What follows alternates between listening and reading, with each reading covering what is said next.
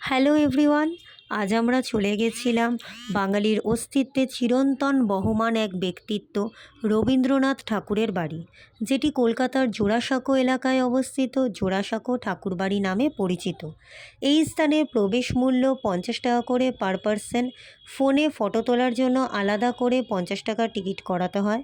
শুধুমাত্র photography allow, কোনো রকম ভিডিও এখানে করা যায় না। মিউজিয়াম এলাকায় কোনো রকম ভিডিও ফটোগ্রাফি কোনো কিছুই অ্যালাউ নেই। ফোন সুইচ অফ করে মিউজিয়ামে প্রবেশ করতে হয়।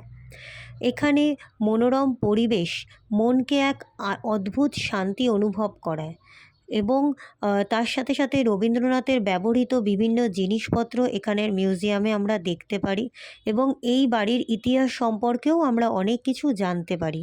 সুতরাং সবাইকে বলবো একবার অন্তত এই স্থানে ঘুরে আসতে।